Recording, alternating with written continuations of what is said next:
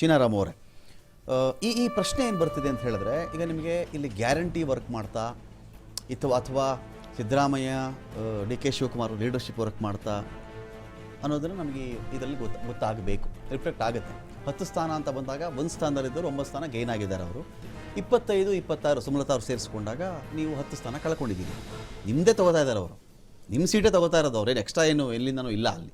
So state ಮಟ್ಟಿಗೆ ಏನೇನಾಗಿದೆ developments ಅಂತೇಳಿ, ಈಗ ಅಕಸ್ಮಾತ್ ಇವರು ಸರ್ಕಾರ ಏನೂ ಮಾಡ್ತಿಲ್ಲ, ಕೆಲಸ ಮಾಡ್ತಿಲ್ಲ, ಅದು ಮಾಡ್ತಿಲ್ಲ, ಎಲ್ಲ ಇದ್ದಿದ್ರೆ ಈ 1 ಬರಬಾರ್ದಾಗಿತ್ತು, 0 ಬರಬಾರ್ದಾಗಿತ್ತು, ಅಂದರೆ 0 ಬರಬೇಕಿತ್ತು ಅವ್ರಿಗೆ. ಅಲ್ಲ, ಈಗ ಆಡಳಿತ ಪಕ್ಷ ಅವ್ರದ್ದೇ ಆದಂಥ ಕೆಲವು ಸ್ಟ್ರಾಟಜಿ ಮಾಡ್ಕೋತಾರೆ, ಮತ್ತು ಸುಳ್ಳು ಗ್ಯಾರಂಟಿ ಕೊಟ್ಟರು ಏನಂತ ನಾವು ಈಗ ಹೇಳಲ್ಲ. ಆದರೆ ಜನ ತೀರ್ಮಾನಕ್ಕೆ ನಾವು ಬದ್ಧವಾಗ್ತೀವಿ. ಓಕೆ, ಅದನ್ನು ನಾವು ವಿರೋಧ ಮಾಡೋಕ್ಕಾಗಲ್ಲ ಜನ ತೀರ್ಮಾನನ. ಆ ಜನ ತೀರ್ಮಾನ ಆಗೋದಕ್ಕೆ ಮುಂಚೆ ಇದೇ KPCC ಅಧ್ಯಕ್ಷರಾಗಿದ್ದಂಥ ಡಿ ಕೆ ಶಿವಕುಮಾರ್ ಅವರು ಅವರ ತಮ್ಮ ನಾನು ಚುನಾವಣೆಯಲ್ಲಿ ನಿಲ್ಲಲ್ಲಪ್ಪ, ನಾನು ಸೋತು ಬಿಡ್ತೀನಿ ಅಂತ 1 ವರ್ಷಕ್ಕೆ ಮುಂಚೆನೇ ಹೇಳಿದ್ರು. ಅದನ್ನು ನಾನು ಹೇಳಲ್ಲ, ಅದು ನಿಮ್ಮ ಹಣೆ ಬರ. ಅಲ್ಲ, ಹೌದು, ನಾನು ನಿಲ್ಲಲ್ಲ ಅಂದ್ರೆ ಅರ್ಥ ಏನು? ನಾನು ಚುನಾವಣೆ ನಾನು ಸ್ಟೇಟ್ ಕೇಳಿದ್ರು ನೀವು ಅಲ್ಲೇ ಹೊಡಿತಾ ಇದ್ದೀರಿ, ಬಿಟ್ಬಿಟ್ಟು ಆಚೆ ಬನ್ನಿ, ಆಯ್ತು ಬನ್ನಿ, ಡಿ ಕೆ ಶಿವಕುಮಾರ್ ತಮ್ಮ ಸೋತಿದಾರಂದ್ರೆ ಅದು ಬಾರಿ ಹಿನ್ನಡೆ ಅಲ್ವಾ? ಆಯ್ತು, ವಿಷಯಕ್ಕೆ ಬನ್ನಿ. ಒಬ್ಬ MP ಅವರೇ ಸೋತ್ರು. ಈಗ ಎಲ್ಲ ಒಂದ್ ಕಡೆ ಗೆಲ್ಲೋದಕ್ಕೆ ಕೆಲವು 11 ಆಯ್ತು ಆಗ್ಲಿ 11 ಆಗ್ಲಿ 13 ಲಾಸ್ಟ್ ಫೈನಲ್ ರಿಸಲ್ಟ್ ಬರೋದಕ್ಕೆ ನಾವು 25 ಹೋಗೇ ಹೋಗ್ತೀವಿ. ಬಿಜೆಪಿ 25 24, 25 ಹೋಗ್ತೀವಿ. 2-3 ಜನ ಗೆದ್ದಿದ್ದಾರೆ ಅವರು.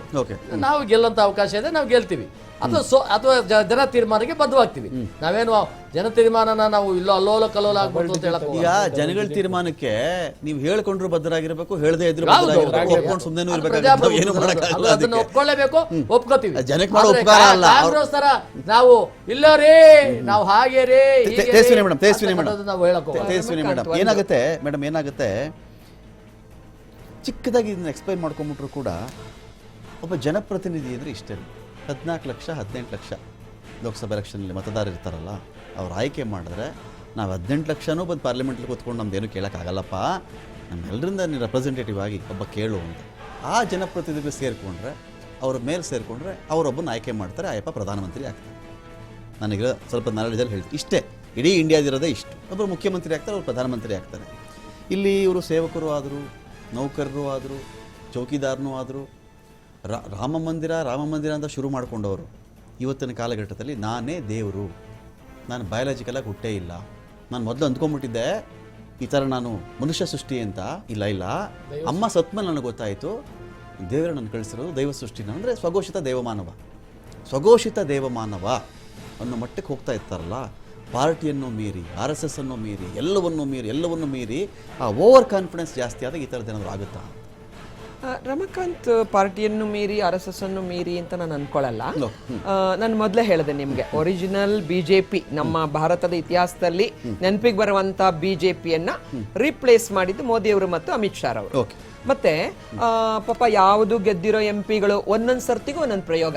ನಾನು ಒಂದು ಹೇಳ್ತೀನಿ ನೋಡಿ, ಯಾವುದೇ ಒಂದು ಸಮಾಜದಿಂದ ಬಂದಿರ್ತಾರೆ, 1-2 ಚುನಾವಣೆ ಗೆಲ್ತಾರೆ, ಅವನಿಗೆ ಮತ್ತೆ ಅವಕಾಶಗಳು ಕೊಟ್ಟಾಗ ತಾನೆ ಒಬ್ಬ ನಾಯಕನಾಗಿ ಬೆಳೀತಕ್ಕಂಥದ್ದು.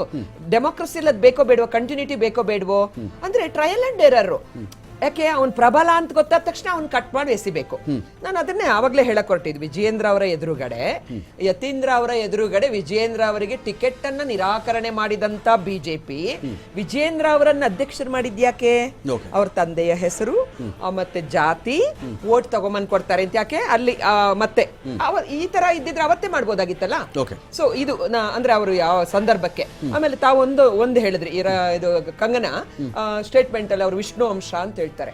ಆಮೇಲೆ ಗಾಂಧಿ ಇತ್ತೀಚೆಗೆ ಗೊತ್ತಿದ್ದು ಅಂತ ಹೇಳಿ, ಗಾಂಧಿ ಪಿಕ್ಚರ್ ಬಂದ್ಮೇಲೆ ಗೊತ್ತಾಯ್ತು ಅಂತ.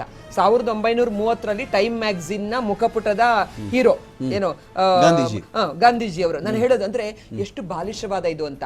ಆಮೇಲೆ ರಾಹುಲ್ ಗಾಂಧಿ ಒಬ್ಬ ಸ್ವಾತಂತ್ರ್ಯ ಬಂದಿದೆ 2014 ಮೇಲೆ ಅಂದ್ರು. ರಾಹುಲ್ ಗಾಂಧಿ ಅವರು ಯಂಗ್ಸ್ಟರ್ ಕಂಪೇರ್ ಟು ಮೋದಿ ಅವರು, ಆಯ್ತಾ? ಇವರು ಎಷ್ಟು ಡ್ರೆಸ್ ಹಾಕ್ತಾರೆ, ಇವರೆಷ್ಟು ಶೋ ಮಾಡ್ತಾರೆ, ಅವ್ರೇನ್ ಮಾಡಿದ್ರು ಅಂದ್ರೆ ರಾಹುಲ್ ನಾರ್ಮಲ್ ಆಗಿ ಫಂಕ್ಷನ್ ಮಾಡಕ್ಕೂ ಬಿಡಲ್ಲ, ಕ್ಯಾರೆಕ್ಟರ್ ಅಸಸಿನೇಷನ್ ಮಾಡ್ತೀರಾ, ಒಂದು ಕೆಟ್ಟದಾಗಿ ಅವ್ರನ್ನ ಒಂದು ಇದ್ ಮಾಡೋದಿಕ್ಕೆ ಅದಕ್ಕೆ ಒಂದು ಸ್ಟ್ರಾಟಜಿ, ಒಂದು ಅಜೆಂಡಾ ಮಾಡ್ಕೊಳ್ತೀರಾ. ದಟ್ ಈಸ್ ಯುವರ್ ವೀಕ್ನೆಸ್ ಅಂತ. If you are a popular leader, ನಿಮ್ಮ ಹೆಸರಿನ ಮೇಲೆನೆ ಗೆಲ್ಲದಾಗಿದ್ದಿದ್ರೆ Okay. 100ಕ್ಕೂ ಈ ಸಾರಿ ನಾನು ರಾಮ್ ಅವ್ರಿಗೆ 100ಕ್ಕೂ ಹೆಚ್ಚು ಕ್ಯಾಂಡಿಡೇಟ್ ಗಳನ್ನ ನೀವು ಸಿಟ್ಟಿಂಗ್ ಎಂಪಿಸ್ ಯಾಕೆ ಬದಲಾಯಿಸಿದ್ರಿ? ಟಿಕೆಟ್ ಕೊಡ್ಲಿಲ್ಲ ಅವರು. ಕಾಂಟ್ರಡಿಕ್ಷನ್ಸ್ ನಾನು ಮಾತಾಡ್ತಾ ಹೌದು, ಇದ್ದೀನಿ. correct. ಟಿಕೆಟ್ ಕೊಟ್ಟಿಲ್ಲ, ಯಾಕಂದ್ರೆ Performance ಸೋಲ್ತಾರೆ ಆಗಿದೆ, ಅಂತ ಅವ್ರನ್ನ ಹೇಳಿ. ಸೇರ್ಸ್ಕೊಂಡು ಸೋಲ್ತಾರೆ ticket ಅಂತ ಹೇಳಿ. ಕೊಡ್ಬೇಕಾಗಿತ್ತು. ಆಮೇಲೆ ಇಲ್ಲಿ ನೋಡಿ ಡಬಲ್ ಸ್ಟ್ಯಾಂಡರ್ಡ್ಸ್. ಅನಂತ್ ಕುಮಾರ್ ಈಗ ತೇಜಸ್ವಿ ಸೂರ್ಯ ಅದೆಲ್ಲ ತೋರಿಸ್ತಾರಲ್ಲ ಬಾರಿ, ಏನಿಲ್ಲ ವೆಂಕಗಿರಿ ಗೌಡ್ರು ಬಿಜೆಪಿಯಿಂದ ಗೆದ್ದಿದ್ರು, ಆಮೇಲೆ ಅನಂತ್ ಕುಮಾರ್ ಬಂತು. ಅನಂತ್ ಕುಮಾರ್ ಅವರ ಸಕ್ಸಸ್ಸಿವ್ ಆಗಿ ಗೆಲ್ತಾ ಇದ್ದಿದ್ದಂತ ಸೀಟು, ಆಮೇಲೆ ಅವ್ರ ಮಿಸಸ್ ಕೊಡ್ಲಿಲ್ಲ. ಎಲ್ಲ ಅದು